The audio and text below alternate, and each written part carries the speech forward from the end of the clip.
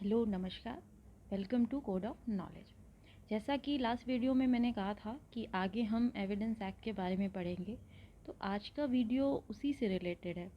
तो आइए फिर शुरू करते हैं। कॉपी पेन लेकर बैठ जाइए और बेयर एक्ट को ज़रूर साथ रखिएगा, क्योंकि अब हम एक्ट को पढ़ने वाले हैं, तो उसके लिए बेयर एक्ट साथ में होना बहुत ज़रूरी है, क्योंकि हम साथ साथ में बेयर एक्ट को भी रीड करते हुए चलेंगे और उसके जो भी इम्पोर्टेंस पॉइंट होंगे उसको हम आगे पढ़ेंगे। ठीक है, तो हम शुरू करते हैं। The Indian Evidence Act 1872, enactment 15 मार्च 1872। मतलब कि एविडेंस एक्ट का जो इनैक्टमेंट डेट है वो 15 मार्च 1872 है। इन्फोर्समेंट डेट क्या है? फर्स्ट डे ऑफ सितंबर 1872। मतलब कि सितंबर का जो पहला दिन होगा उस दिन से ये एविडेंस एक्ट लागू हुआ है। ठीक है, इनैक्टमेंट डेट वो हुई जिस दिन इस एक्ट को बनाकर तैयार किया गया, और इन्फोर्समेंट डेट वो हो गई जिस दिन इस एक्ट को लागू किया है। ठीक है, अब यहाँ से हम ये देख लेते हैं कि हमें इसे कैसे पढ़ना है। ठीक है, हम एक एक करके इसे हम कैसे पढ़ेंगे। Structure of act. ठीक है, एविडेंस एक्ट का स्ट्रक्चर कैसे है? ठीक है, the Indian Evidence Act 1872 has been divided into three parts. तो ये 3 पार्ट में डिवाइड है और इसको हम इसी तरीके से पढ़ेंगे। जैसे कि पार्ट 1 बताता है हमारा रेलिवेंसी ऑफ फैक्ट्स। इसमें चैप्टर 1 है, चैप्टर 2 है। तो रेलिवेंसी ऑफ फैक्ट्स में 2 चैप्टर आते हैं, चैप्टर 1, चैप्टर 2। चैप्टर 1 क्या कहता है हमारा? प्रिलिमिनरी, जो कि सेक्शन 1 से 4 तक है। फिर चैप्टर 2 हमारा क्या कहता है? Of the relevancy of facts, जो कि सेक्शन 5 से लेकर 55 तक है। फिर पार्ट 2 आता है हमारा ऑन प्रूफ। अब पार्ट 2 में कितने चैप्टर हैं? चैप्टर 3, 4, 5 और 6। ठीक है, इसमें हमारे 4 चैप्टर इंक्लूड हुए। चैप्टर 3 क्या बताता है? Facts which need not to be proved. इसका सेक्शन है 56 से लेकर 58 तक। इस चार्ट को आप चाहे तो स्क्रीनशॉट ले सकते हैं, तो इससे आपको थोड़ी हेल्प होगी ये जानने में कि पार्ट 3 में कई बार क्या होता है कि प्री में ऐसे पूछ लेता है कि पार्ट 2 किस चीज़ के बारे में बताता है एविडेंस एक्ट, या पार्ट 3 किस बारे में बताता है, या कौन से, जैसे पूछ लिया कि बर्डन ऑफ प्रूफ का सेक्शन कहाँ से कहाँ तक है, तो उसमें ऑप्शंस आपको दे देगा। तो इससे आपको क्या होगा, थोड़ा इजी होगा ये, इससे एक प्री का क्वेश्चन भी आपका एक तरीके से तैयार हो जाएगा। ठीक है, फिर चैप्टर 4 क्या बताता है हमारा? Of oral evidence, section 59 to 60। Chapter 5 of documentary evidence, section 61 से 90 तक। Chapter 6 of the exclusion of oral by documentary evidence, section 91 से 100 तक। अब आता है हमारा पार्ट 3। पार्ट 3 है हमारा production and effect of evidence. इसमें कितने चैप्टर हैं? चैप्टर 7, 8, 9, 10, 11। चैप्टर 7 क्या बताता है? Of the burden of proof, section 101 से लेकर 114 तक। चैप्टर 8 स्टॉपल, सेक्शन 115 से लेकर 117 तक। Chapter 9 of witness, section 118 to 134 तक। चैप्टर 10 बताता है हमारा of the examination of witnesses, section 135 to 166। Chapter 11 बताता है हमारा of the improper admission and rejection of evidence, section 167। ये हमारा लास्ट सेक्शन होगा। ठीक, अब हम पढ़ेंगे part 1 relevancy of facts, chapter 1 preliminary. इस वीडियो में हम आपको सिर्फ सेक्शन 1 को ही पढ़ाएंगे, क्योंकि ये सेक्शन 1 जो है वो काफ़ी डिटेल में होगा थोड़ा। इसमें जो भी पॉइंट्स आपको हाईलाइटेड दिख रहे हैं उन सबको हम थोड़ा थोड़ा करके डिटेल में भी पढ़ेंगे। तो इस वजह से ये बहुत सेक्शन को ज़्यादा हमने इसमें इंक्लूड नहीं किया है, वरना वीडियो बहुत ही लेंदी हो जाता और शायद आप लोग बोर भी हो जाते। तो थोड़ा थोड़ा करके पढ़ेंगे तो हम शायद उसको चीज़ को समझ भी पाएंगे और लेक्चर को सुनने में अच्छा भी लगेगा। सेक्शन 1 क्या कहता है? Short title, extent and commencement. This act may be called the Indian Evidence Act 1872। इस एक्ट को इंडियन एविडेंस एक्ट 1872 कहा जाएगा। It extend to the whole of India including J&K reorganisation act 2019 effective October 31, 2019। मतलब कि पहले क्या था कि ये पूरे इंडिया पे अप्लाई करता था, सिर्फ जम्मू एंड कश्मीर को छोड़कर। बट अभी क्या है कि ये जम्मू एंड कश्मीर पे भी अप्लाई करेगा, और ये 31 अक्टूबर 2019 से Jammu and Kashmir reorganisation act के थ्रू ये इफ़ेक्टिव है। ठीक है, इसके अंडर इसको इफ़ेक्टिव बनाया गया है। तो अब ये जम्मू एंड कश्मीर पर भी अप्लाई होगा। And applies to all judicial proceedings. ठीक है, ये सभी प्रकार की न्यायिक कार्यवाहियों पर भी अप्लाई होता है। इन और before any court including courts martial other than courts martial convened under the Army Act, the Naval Discipline Act, the Indian Navy Discipline Act 1934, or the Air Force Act, but not to affidavits presented to any court or officer, nor to proceedings before an arbitrator. इसमें basically ये कह रहा है कि यहाँ ये जो नीचे लिस्ट दी गई है, तो ये सेक्शन ये बता रहा है कि ये जो एक्ट है वो द आर्मी एक्ट, ठीक है, और the Naval Discipline Act, the Indian Navy Discipline Act, the Air Force Act, affidavits, proceedings before an arbitrator, इन सब पर अप्लाइज नहीं होता है। ये जितने भी यहाँ पे ये, ठीक है, सेना न्यायालय बताए गए हैं, इन पर ये अप्लाइज नहीं होता है। इसके अलावा और जो भी सेना न्यायालय हैं उन पर एविडेंस एक्ट अप्लाई होता है।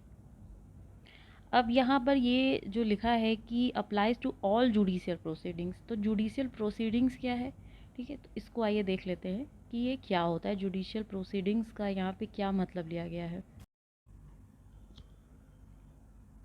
जुडिशियल प्रोसीडिंग्स की जब भी बात होगी तो जो सीआरपीसी सेक्शन 2I में इसकी डेफिनेशन को बताया गया है उसको ही ध्यान में रखकर हम पढ़ेंगे। जैसे कि लास्ट वीडियो में मैंने आपको बताया था कि साक्ष्य जब भी कहीं शब्द आएगा तो सेक्शन 3 जो एविडेंस एक्ट में साक्ष्य को बताया गया है उसी जो डेफिनेशन है उसको ही ध्यान में रखकर हम समझेंगे कि साक्ष्य क्या होता है। तो फिर आइए देख लेते हैं कि सीआरपीसी एक्ट का सेक्शन 2I क्या कहता है। It includes any proceedings in course of which evidence is or may be legally taken on oath। ठीक है, किसी भी प्रोसीडिंग्स में जो एविडेंस होगा, ठीक है, उसको लीगल तरीके से ओथ पर लिया जाएगा। यही इसमें इतना है कि किसी न्यायिक प्रोसीडिंग्स में जो भी एविडेंस लिया जाएगा उसको वैध रूप से शपथ पर लिया जाएगा। अब यहाँ पर ये कुछ एग्जाम्पल हैं कि किस तरह की प्रोसीडिंग्स जुडिशियल है, जिससे आपको ये समझ में आ जाएगा। तो पहला पॉइंट है प्रोसीडिंग्स अंडर चैप्टर 9 सीआरपीसी 1973। ठीक है, तो ये मेंटेनेंस से रिलेटेड है। जो चैप्टर 9 है सीआरपीसी का, ये मेंटेनेंस से रिलेटेड है। दूसरा है, ठीक है, एग्जीक्यूशन प्रोसीडिंग्स। तो जैसे सिविल केस में मान लीजिए कि किसी के फेवर में कोई डिक्री आई, ठीक है, तो उसको एग्जीक्यूट कराना, और अगर कोई क्रिमिनल केस में कोई जजमेंट आता है तो उसका एग्जीक्यूट कराना, तो ये जुडिशियल प्रोसीडिंग्स में इंक्लूड हो गया। तीसरा है इंक्वायरी बाय मजिस्ट्रेट, किसी मजिस्ट्रेट के थ्रू या उसके द्वारा कोई इंक्वायरी कराना। ये सेक्शन 97, 145, 340 ऑफ सीआरपीसी 1973। चौथा है proceedings before industrial tribunal. Industrial tribunal के समक्ष कोई भी प्रोसीडिंग्स, वो भी एक जुडिशियल प्रोसीडिंग्स होगी। Its object is to determine jural relation between one person and another or groups of person or community in general। तो इसका जो मेन ऑब्जेक्ट होता है वो जूरल रिलेशन को डिटरमाइन करना होता है। तो जूरल रिलेशन किसके बीच डिटरमाइन किया जाएगा? ठीक है, one person and another groups of person और कम्युनिटी इन जनरल, की एक पर्सन से दूसरे पर्सन के बीच में, या किसी पर्सन के ग्रुप में, या कम्युनिटी, ठीक है, जनरल कम्युनिटी के बीच में। तो जूरल रिलेशन को यहाँ पर मतलब इम्पोर्टेंस दिया गया है कि इसका जो मेन ऑब्जेक्ट होगा वो जूरल रिलेशन को बना कर रखना है। नेक्स्ट है नॉन जुडिशियल प्रोसीडिंग्स। तो जहाँ पर कोर्ट के द्वारा कोई एडमिनिस्ट्रेटिव स्टेटस से कोई प्रोसीडिंग्स हो रही होती है तो वो क्या होती है? नॉन जुडिशियल प्रोसीडिंग्स होती है। An inquiry about matters of fact where there is no discretion to be exercised and no judgment to be formed। मतलब क्या है इसका?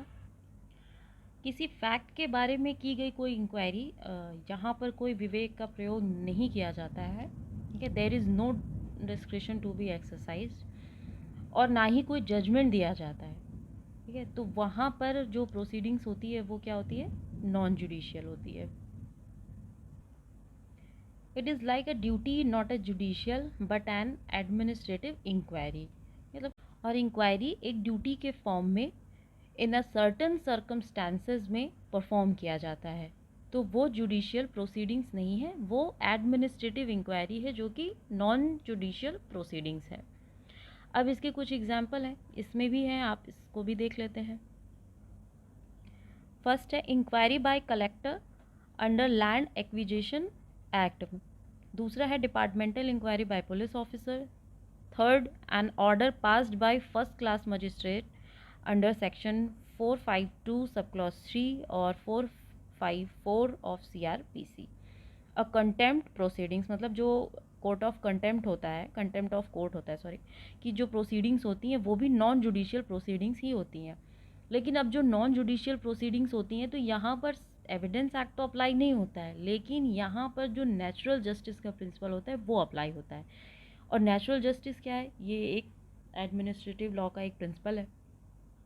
तो उसमें नेचुरल जस्टिस क्या बताता है कि कोई भी पर्सन हो या कोई पार्टीज़ हो, तो जो भी उससे रिलेट करने वाले या जो भी पर्सन, ठीक है, किसी एविडेंस पर डिपेंड है, तो उससे रिलेटेड उसको सभी जो रिलेवेंट फैक्ट हैं उसको देने की जो उसको अपॉर्चुनिटी है वो ज़रूर मिलनी चाहिए। ठीक, और एविडेंस को उसकी प्रेजेंस में ही लिया जाना चाहिए, और जो भी विटनेस हो उसका क्रॉस एग्जामिनेशन भी उसके प्रेजेंस में होना चाहिए। अपोजिट पार्टी को क्रॉस एग्जामिनेशन करने की अपॉर्चुनिटी मिलनी चाहिए, और ऐसे फैक्ट्स जिनको उसे एक्सप्लेन करने या खुद को डिफेंड करने या उसको एक्सप्लेन करने का उसको मौका नहीं मिला, तो उस पर उसको डिसीज़न नहीं देना चाहिए। ठीक है, उन फैक्ट्स पर डिसीज़न नहीं आना चाहिए जिस चीज़ का उसको मौका नहीं मिला। ये कहता है हमारा नेचुरल जस्टिस है। बाकी इसका ये एक बहुत ही ब्रॉड कॉन्सेप्ट है नेचुरल जस्टिस का, इसको जब हम एडमिन लॉ पढ़ेंगे तो हम आगे देखेंगे। अब नेक्स्ट है हमारा affidavit. According to section 1 of evidence act, it does not apply to affidavits. Section 1 में पहले ही कहा गया कि एविडेंस एक्ट जो है वो एफिडेविट्स पर अप्लाई नहीं होता है, लेकिन ऐसा भी नहीं है कि एकदम से नहीं होता है। ठीक है, वो एफिडेविट्स जो CPC ऑर्डर 19 रूल 1 के थ्रू परमिटेड होते हैं, ठीक है, उनको कंसीडर किया जाता है, वो शपथ पत्र ले लिए जाते हैं एज अ एविडेंस के उसमें एविडेंस में।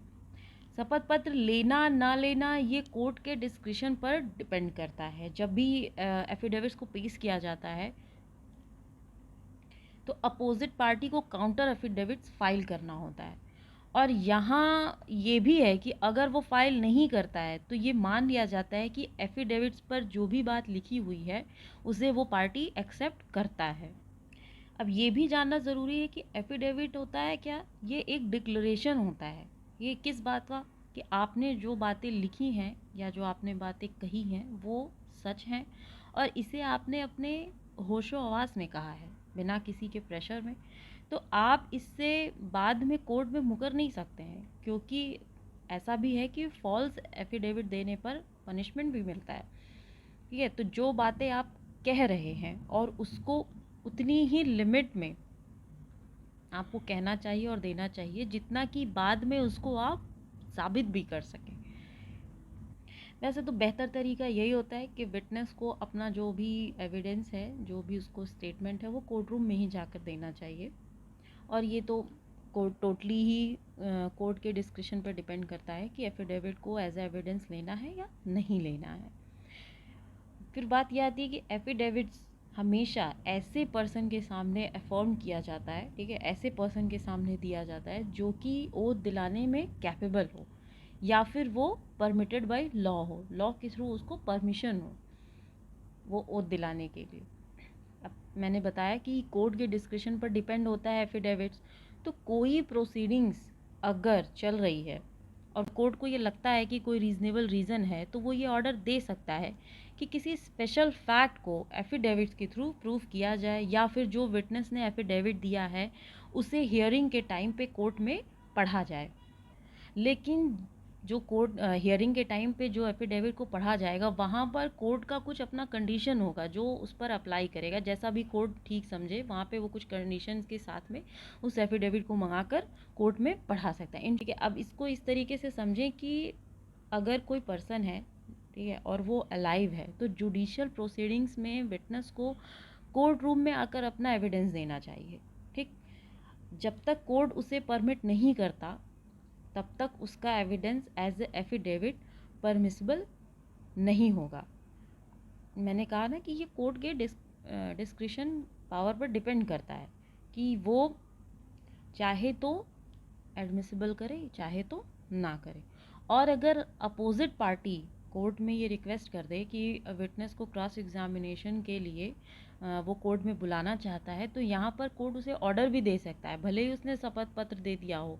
तो कोर्ट ने अगर ऑर्डर दे दिया है तो उस विटनेस को कोर्ट में आना पड़ेगा और उसका क्रॉस एग्जामिनेशन भी होगा, और जो उसने शपथ पत्र पर बातें लिखी हुई हैं उस बात का उसको क्रॉस एग्जामिनेशन किया जाएगा।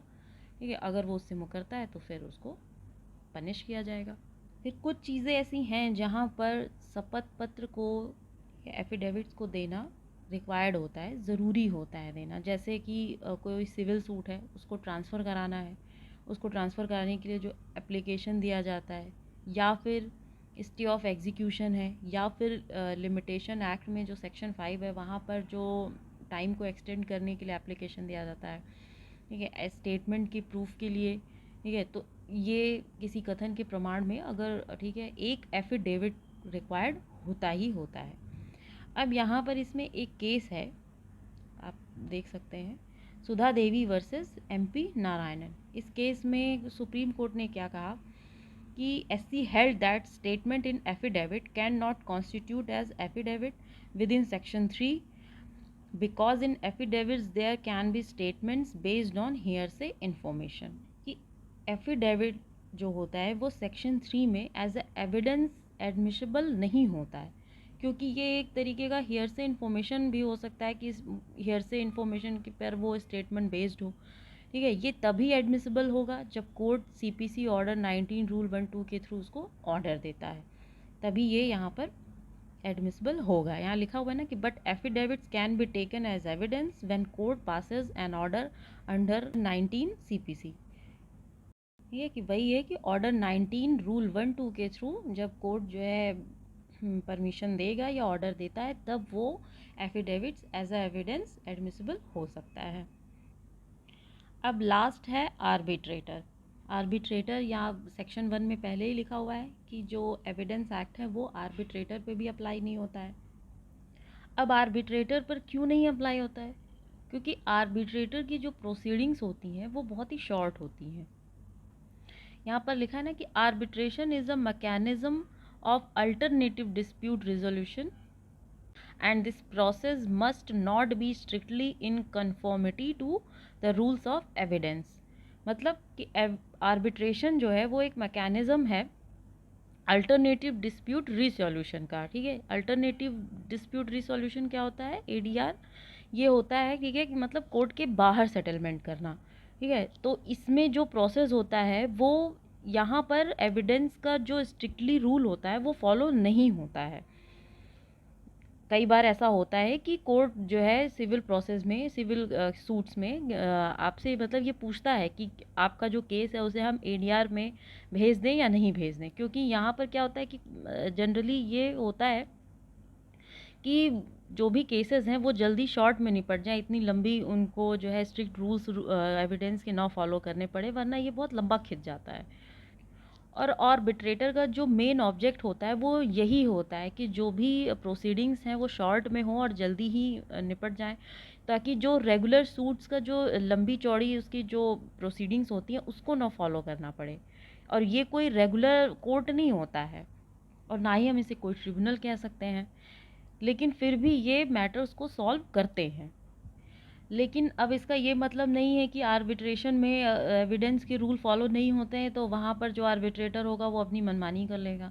नहीं, वहाँ पर क्या होता है, आर्बिट्रेटर जो होते हैं, ठीक है, आर्बिट्रेशन जो होते हैं वो नेचुरल जस्टिस के रूल से बाउंड होते हैं, उस पर जो प्रिंसिपल होता है वो बाउंड होता है, उस पर वो स्ट्रिक्टली अप्लाई किया जाता है। Arbitrator is the person who mediates between the parties to come to the amicable solution. मतलब आर्बिट्रेटर एक पर्सन है जो दो पर आर्बिट्रेटर आर्बिट्रेशन एक पर्सन है जो दो पार्टीज के बीच में मीडिएट करता है, जिससे कि एक फेयर सोल्यूशन निकल कर आए, एक एमिकेबल सोल्यूशन निकल कर आए। Arbitrator should not go into the technicalities of the process, rather he should adopt the procedure in simple way so that parties understand and come to the solution। मतलब arbitrator को बहुत ज़्यादा technicalities में नहीं जाना चाहिए कि कोई बहुत स्ट्रिक्ट रूल फॉलो करके और उसके बहुत टेक्निकल चीज़ों को फॉलो करे, इन सब चीज़ों में बहुत अंदर नहीं जाना चाहिए। उसे बहुत ही एक सिंपल तरीके का प्रोसीजर फॉलो करना चाहिए, अडॉप्ट करना चाहिए, जिससे कि पार्टीज़ को समझने में भी आसानी हो और फिर वो सोल्यूशन के लिए आएँ और पार्टीज़ भी इसके लिए और वो मोटिवेट हों कि और लोग भी आर्बिट्रेटर के थ्रू अपने प्रॉब्लम्स को सॉल्व करें। The provision of evidence act do not apply the proceedings before an arbitrator. ये तो सेक्शन 1 में भी लिखा हुआ है कि एविडेंस एक्ट आर्बिट्रेटर की प्रोसीडिंग्स पे अप्लाइड नहीं होता है। अब जैसे एग्जांपल है कि सीपीसी सेक्शन 89 जो होता है वो एडीआर को जोर देता है। ठीक है, एडीआर क्या है, यहाँ पर ऊपर लिखा हुआ है ना, अल्टरनेटिव डिस्प्यूट रिसोल्यूशन के ऊपर। ठीक है, कि मतलब कोर्ट के बाहर ही पार्टीज़ जो है वो अपने प्रॉब्लम्स को सॉल्व कर लें और ताकि उनको ये बहुत ज़्यादा एविडेंस का जो स्ट्रिक्ट रूल है उसको फॉलो ना करना पड़े। अब जो आर्बिट्रेटर होता है वो कोई जजमेंट पास नहीं करता है, लेकिन वो एक बीच का सॉल्यूशन निकालता है जिससे कि दोनों पार्टीज़ का विन विन सिचुएशन हो जाए। तो वो एक फेयर सॉल्यूशन निकालेगा कि दोनों ही पार्टीज़ उससे सेटिस्फाइड हो जाएं, कि किसी को ये ना लगे कि उनके साथ में गलत हुआ है, या एक मतलब वो बायस ना हो, आर्बिट्रेटर जो हो वो बायस ना हो किसी भी पार्टी के लिए। तो वहाँ पर वो एक बीच का सॉल्यूशन निकालते हैं। इसका एक बहुत अच्छा एग्जाम्पल है, जैसे कि मान लीजिए कि 7 ऊँट हैं। ठीक है, 7 ऊँट हैं और 2 पार्टीज़ है। अब इसको दोनों के बीच में ऊँट को डिवाइड करना है, तो क्या होगा कि पहले ही वो 3 ले लेगा, एक पार्टी ले लेगी 3 और दूसरी पार्टी भी 3 ले लेगी। अब इस बचे हुए एक ऊँट का क्या किया जाए? अब ऊँट को तो आधा आधा कर नहीं सकते, मर जाएगा बेचारा। तो अब इस एक ऊँट का क्या कर सकते हैं? अब यहाँ पे बहुत से लोग ये सोच रहे होंगे कि एक पार्टी ऊँट ले ले और इसका पैसा ले ले। ठीक है, या इस ऊँट को बेच के दोनों ही पार्टी जो है आधा आधा इसका पैसा ले ले। ठीक, लेकिन ये जो दोनों ही पार्टी है, ठीक है, ये जो दोनों पार्टी है इसको भी ऊँट चाहिए और इसको भी ऊँट चाहिए। तो अब इस बचे हुए एक ऊँट को कैसे वो इन दोनों में डिवाइड करेगा? तो यहाँ पर आर्बिट्रेटर का हेल्प लिया गया। तो आर्बिट्रेटर क्या करेगा? आर्बिट्रेटर क्या करेगा और उसे क्या करना चाहिए? ठीक है, तो यही उसके डिस्क्रिशन का जो है यहाँ पर यही एग्ज़ाम है कि वो किस तरीके से प्रॉब्लम को सॉल्व करेगा कि दोनों ही पार्टीज़ यहाँ पर सेटिस्फाइड हो जाएं और दोनों को ही लगे कि वो विन है। तो जो ये यहाँ पर क्या हुआ कि जो आर्बिट्रेटर था उसने क्या किया, ये जो बचा हुआ एक ऊँट था इस एक ऊँट को उसने ले लिया। तो यहाँ पर फिर और इन दोनों ही पार्टीज़ को जो है लगा कि हाँ ठीक है, ना तुम्हें मिला ना तुम्हें मिला, ये ऊँट किसके पास चला गया? किसी तीसरे के पास चला गया। तो अब ये दोनों ही सेटिस्फाइड हैं। अब ना इसको कोई झगड़ा है इस बात का और ना ही इसको कोई झगड़ा है कि ऊँट किसको मिलेगा। ठीक है, तो ये एक तरीके का एग्जाम्पल था बस आपको समझाने के लिए कि आर्बिट्रेटर जो है वो इसी तरीके के सॉल्यूशन को निकालते हैं कि जिससे दोनों ही पार्टीज़ को सेटिस्फाइड हो जाए। ठीक, यहाँ पर 2 केस हैं, देख लेते हैं इसको भी हम जल्दी से। Haj Ibrahim Kasam Cochin versus Northern Oil Industries Limited. इस केस में ये कहा गया कि जो भी आर्बिट्रेटर है, मध्यस्थ है, उसको हमेशा नैसर्गिक न्याय, नेचुरल जस्टिस के प्रिंसिपल को फॉलो करना चाहिए और वो उसी से बाउंड है, वो एविडेंस लॉ के रूल से बाउंड नहीं है। यहाँ पर लिखा भी हुआ है कि arbitrator follows the principle of natural justice, it is not bound with the rule of evidence. ठीक है, नेक्स्ट केस है Shri Gauri Ganesh Shri Balaji construction versus executive engineer. Arbitration is to do justice in sense of arriving at fair decision.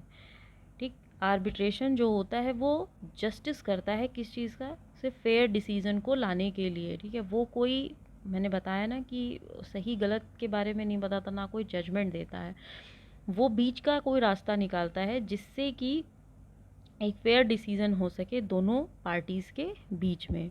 फिर वही है कि he is not bound by strict law of evidence, ये evidence के rule से बाउंड नहीं होता है। तो आर्बिट्रेटर हमेशा वो किससे होता है, नेचुरल जस्टिस के रूल से हमेशा बाउंड होता है। ये एक बहुत ही ब्रॉड कॉन्सेप्ट है नेचुरल जस्टिस, जब आप इसको पढ़ेंगे तो आपको समझ में आएगा इसके बारे में। तो आज के लिए बस इतना ही था। नेक्स्ट वीडियो में हम आगे के सेक्शंस को पढ़ेंगे। तब तक के लिए जय हिंद, जय भारत, थैंक यू।